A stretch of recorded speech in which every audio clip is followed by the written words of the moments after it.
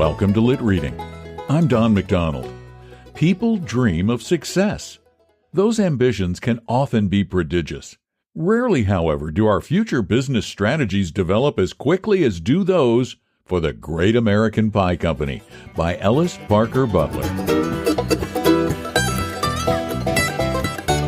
Chapter 1.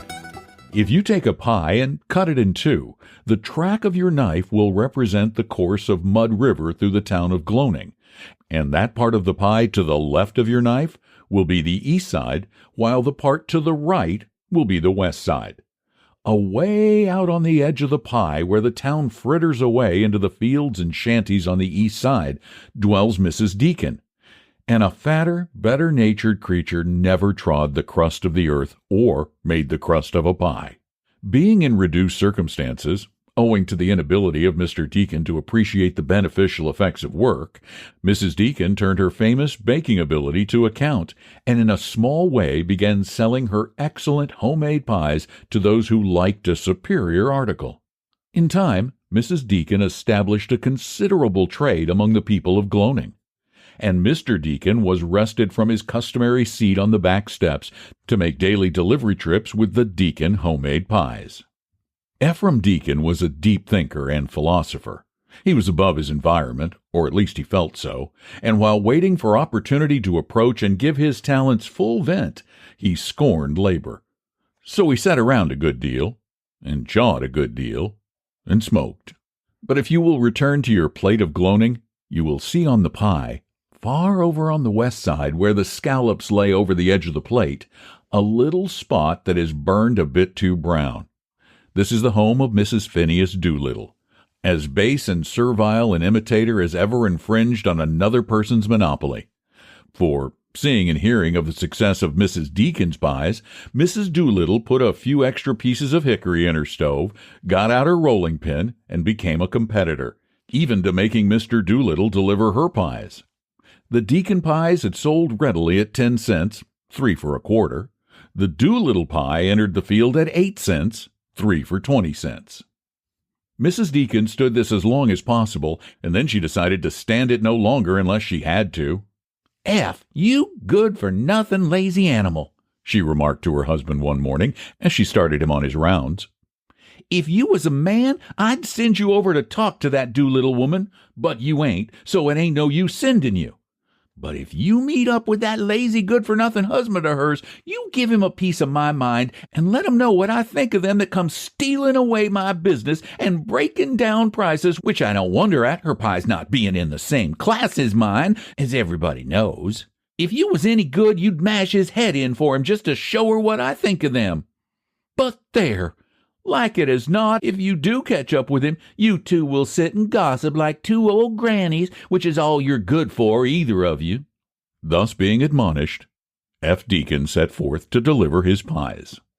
As he reached the bridge over Mud River, Finny Doolittle, with a basket of pies on each arm, started to cross the bridge from the opposite side, and the two men, if Mrs. Deacon will allow me, met in the middle of the bridge, and with a common impulse put down their baskets and wiped their brows. "Howdy, Finn. Blame hot day today, hey?" remarked F. "Howdy, howdy, F," replied Phineas. "'Tis so, some smattering of warmth in the air, ain't it?" "Dunno if I ever knew one much hotter," said F. "How's the pie business over your way?" "Well, now," said Finn, "'tain't what you'd call good, nor it ain't what you'd call bad. I don't know what I would call it, unless I call it about fair to middlin'. How's it over your way?" "Well," F said, "I dunno. I ain't got no real cause to complain, I reckon, but it does seem as if the prices on pies was getting too low to make it worthwhile for a man to keep his woman over a hot stove a day like this. It don't seem right for folks to break into business and cut the liver out of prices." "Oh, now, F," Finn expostulated, "you ain't got no cause for to say that. A man's got to do something to get started, ain't he?" "If we're going to fight this out," said F calmly, "I move we adjourn over yon into the shade and set down to it. This ain't no question for to settle in no 2 shakes of a ram's tail, Phineas. And we might as well settle it right now and get shed of it. I dessay you're right in that, Eph, Phineas agreed. And we'll just kite over yonder and set down and figure the whole blame business out so as we won't have to bother about it no more. Chapter 2. When the 2 men were comfortably settled in the shade and had lighted their pipes, Eph, as the senior in the trade and the party with a complaint, opened his mouth to speak. But before the words came forth, Phineas outflanked him and let fly a thunderbolt. "Eph," he said, "you got to lower down your pie prices to even up with what mine are." Eph looked at his companion in astonishment. "Lower down my prices?" he ejaculated. "You be crazy, Finn, plumb crazy. Don't I give a bigger pie and a better pie than what you do?" "Well, then," remarked Phineas with a sly twinkle in his eye, "how do you reckon I can hoist my prices up any? Maybe you think I can get 10 cents for a small, mean pie while you ask 10 cents for a big, good one. My idea is that if we want to run along nice and smooth and not have no trouble, what we want to do is get together and go in cahoots, and then it don't make no difference what we sell at." "I'm agin trusts," said Eph coldly. "So am I," said Phineas. "Who said anything about trusts? All we want to do is even things up a bit. First thing you know, you'll get mad and cut your prices down to 8 cents. And I'll have to drop to 6, and you'll come to 6, and I'll go to 4, and you'll go to 4, and I'll sell pies at 2, and you'll put your pies down to 2 cents, and blame my hide if I don't give pies away. Dog me if I don't." Eph looked worried. "Oh, come on now, Finn," he said anxiously. "You won't up and do that, will you?" "Dog me if I don't," Finn said stubbornly. Eph arose and shook his fist at Phineas. "You old idiot," he yelled. "I'll teach you." And bending over, he seized a large, soft pie and slapped it down over the head of the seated Phineas. In a moment, the 2 men were standing face to face, fists clenched, and breath coming short and fast, each waiting for the other to strike the first blow. But neither struck. Eph's eyes fell to Phineas's shoulder, where a large fragment of pie had lodged. Phineas moved slightly, and the pie fragment wavered, tottered, and Eph reached out his hand quickly to catch it, and Phineas dodged, and closing in, grasped him around the waist and pulled him down. Eph sank upon his knees, and Phineas followed him, and the 2 men, nose to nose, eye to eye, looked at each other and grinned. "If we're going to fight this thing out," said Eph, "let's go over in the shade and sit down. It's too blame hot for wrestling."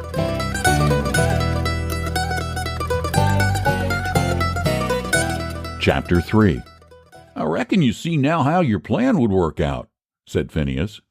"We'd give away nigh on to 1,000 pies, and all because we didn't use hoss cents. I'm agin trust, same as you.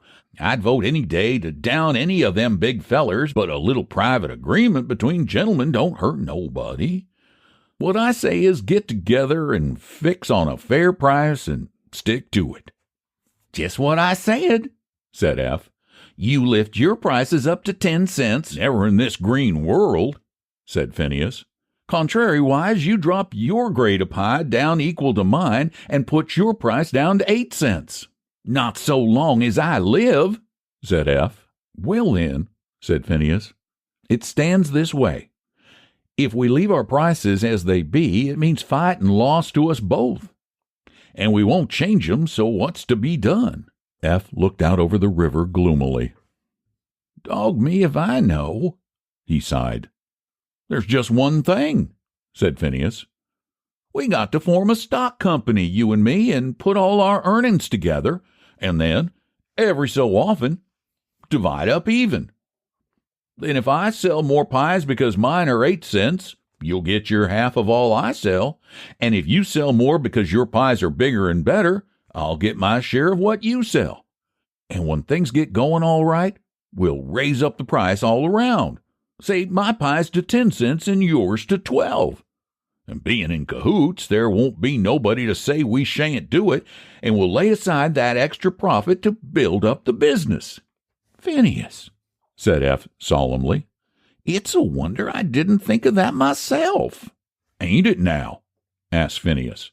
"But I've give this thing some thought, and I ain't begun to tell you where it ends. I wanted to see how you took it before I let it all out on you."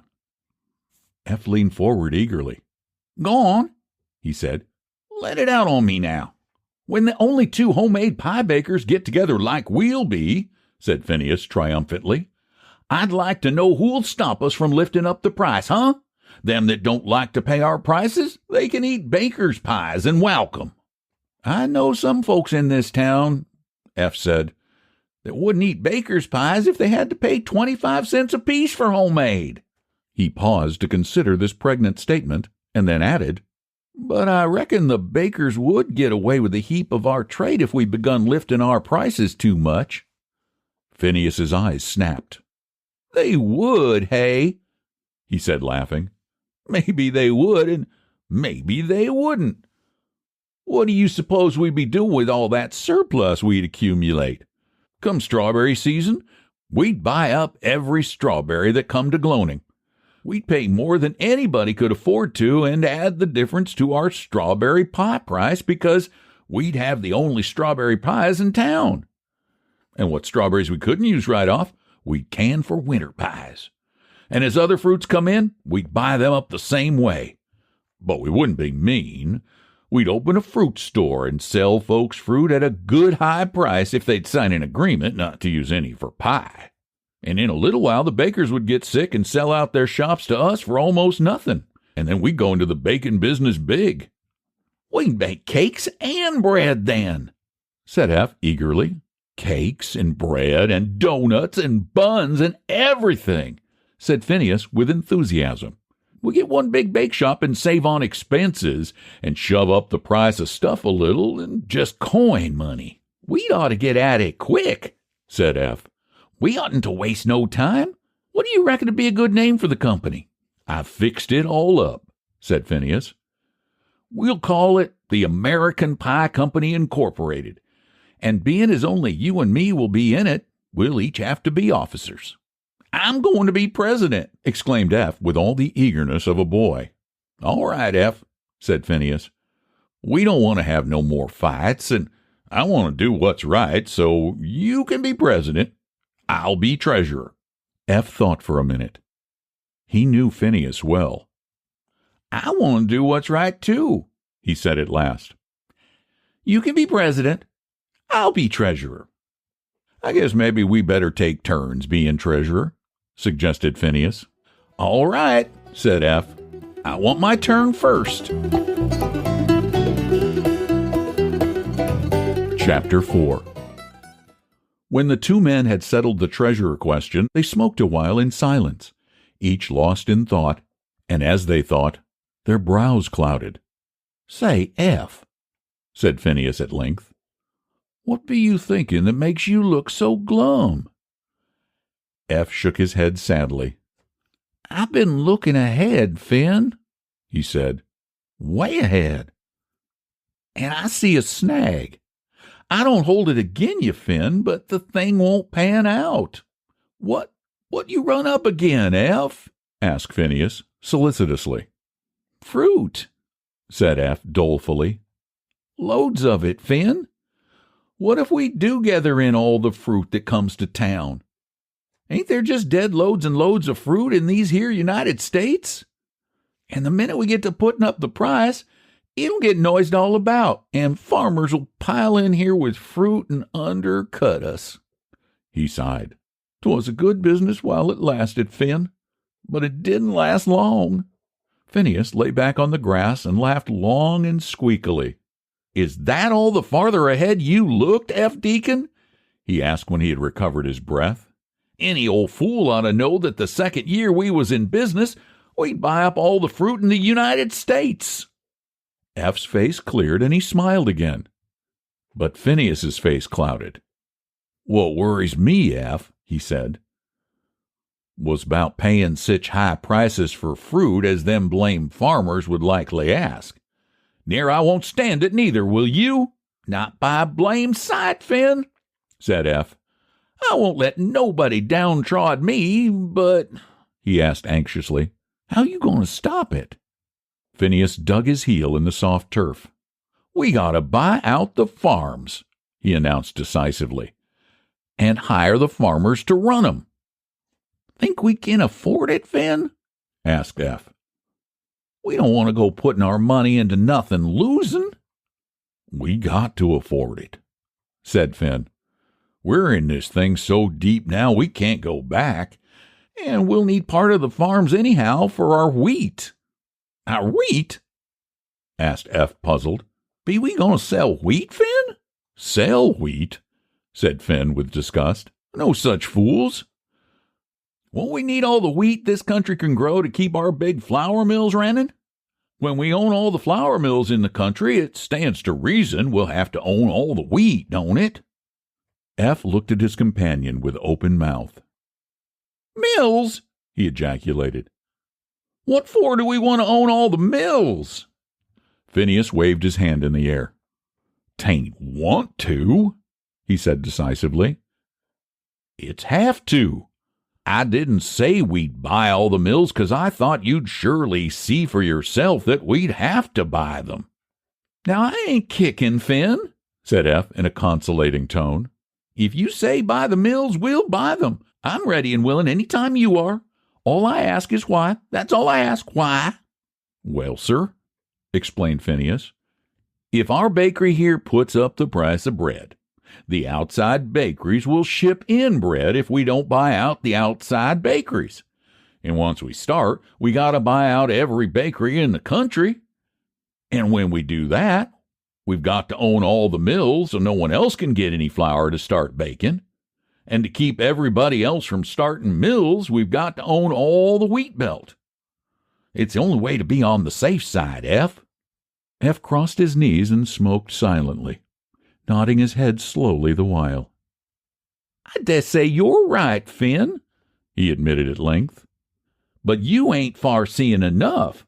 Just suppose, for instance, it come time to ship a lot of flour from our mills to the bakeries, and then them lumber fellas up north won't furnish timber to supply our barrel factories."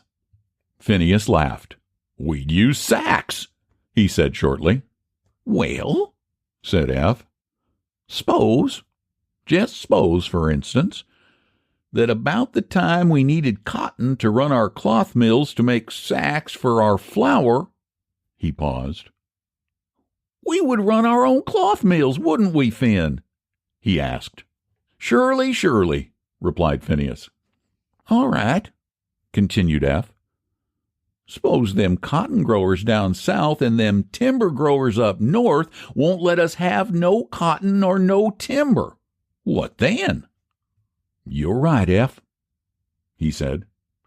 "American Pie's got to buy out the timber belt and the cotton belt.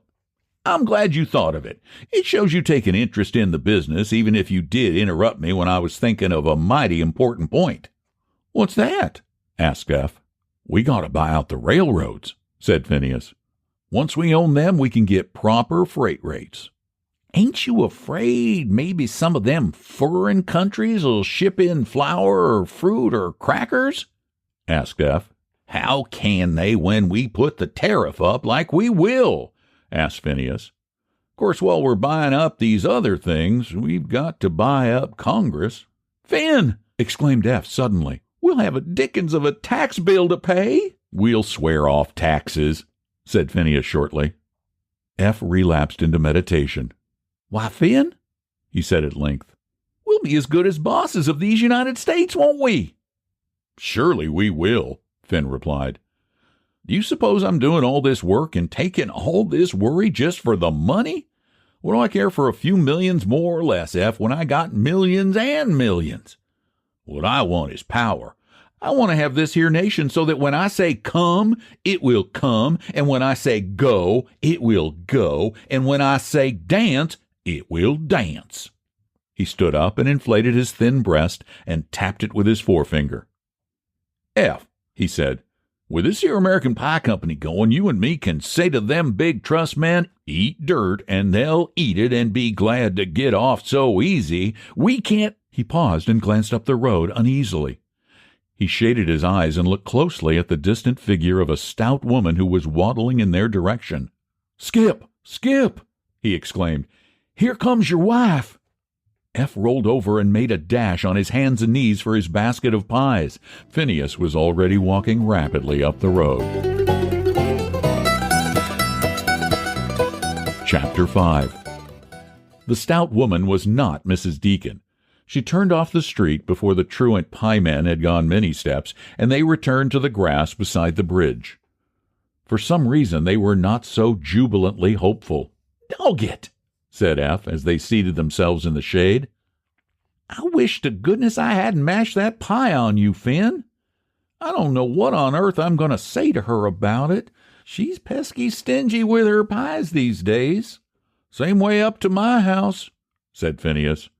"But that'll all be different when we get the American Pie Company going. I guess we'll likely have pie every day then, hey? And not have nobody's nails in our hair, neither." "Speaking of nails," said F, but not enthusiastically, "think we'd better make our own nails. We'll need a lot of them to crate up pies and bread to ship." "Yes," said Phineas, "and we'll just take over the steel business while we're about. We'll have a department to do building. There ain't any use paying other folks a big profit to build our mills, and we might as well do building for other folks. When we'll need steel for our railroads." F began to grow enthusiastic again. "We ought to build our own mines, too," he suggested. "And run our own stores to sell our bread and pies in every town," said Finn. "And our own canning factories to can our fruit," said F. "And our own can factories to make the cans," added Finn. "We'll have to have our own tin and iron mines, of course," said F. "And our own printing shops for labels and advertising and show bills." "Better buy out the magazines and newspapers. We can use them," said Finn. "Yes," agreed F. "And have our own paper mills." "Certainly," said Phineas. "There's good money in all them. We'll make more than them that's running of 'em now. We'll economize on help." "That's right," said F. "By consolidating, we can do away with 1/3 of the help. We'll have a whopping big payroll as it is." "Well," said Phineas, "you've got to pay fair wages where you have to depend on your help." "Fair wages is all right," said F. "But nowadays they want the whole hog. You don't hear of nothing but labor unions and strikes. If you and me put our money into a big thing like American Pie, we take all the risk, and then the laboring men want all the profits. It ain't square." "No, it ain't," said Phineas. "And if you don't pay them more than you can afford, they strike right at your busiest time. They could put us out of business in 1 year. First the farmers would strike at harvest, and all our fruit and wheat would go to rot. Then the flour mill hands would strike, and the wheat get wormy and no good. Then the bakers would strike, and no bread in the country. We'd most likely be lynched by the mobs." F thought deeply for a while, and the more he thought, the more doleful he became. "Phineas," he said at length, "I don't know how you feel about it, but I think this American Pie business is most too risky to put our money into." Phineas had also been thinking, and his face offered no encouragement. "F," he said, "you're right there. If our farmers and millers and bakers did strike and folks starved to death, we'd like as not be impeached and tried for treason or something, and put in jail for life if our necks wasn't broke by a rope. I like money, but not so much as to have that happen." "Neither do I," said F. "And I've been thinking of another thing. Could we get our old women to go into this thing? My wife ain't so far-sighted as I be, and just at first, until we made $1 million or $2 million, we'd have to sort of depend on them to do the baking." "Well, now that you put it right at me," said Phineas, "I don't know as my wife would take right up with it either. She seems bound to do just the contrary of what I want her to do. But I don't know as I'd care to put money into anything while these here labor unions keep acting up." "I don't know as I would either," said F. "I guess maybe we better let this thing lay over till the labor unions sort of play out. What say?" "I reckon you're right," agreed Phineas. "I guess we better mosey along with these here pies, too." The two men rose from their shady seats, and Phineas swung his baskets upon his arm. But F seemed to be considering a delicate question. "That there pie I mashed," he said at length. "I don't know what to say to my wife about it. She'll like to take my scalp off when she finds out I'm 10 cents shy." "Dog me if I ain't glad it wasn't my pie," said Finn heartily. F coughed. "You don't reckon as maybe you could give me the loan of a dime till tomorrow, could you, Finn?" he asked. Phineas grinned. "Well, now, F," he said, "I'd give it to you in a minute if so be I had it. But I ain't got a cent to my name." As a full-time banker and part-time author, Ellis Parker Butler was prolific, writing more than 2,000 short stories that were published in well over 200 magazines in the early 20th century. His most famous story is Pigs is Pigs, which I narrated on LitReading back in 2019. Thanks so much for listening to our podcast, and if you like what you hear, please tell your friends, relatives, neighbors, enemies, anyone. And if you like what you hear, please write a review on Apple Podcasts. I truly enjoy reading them. Thanks for listening. I'm Don McDonald.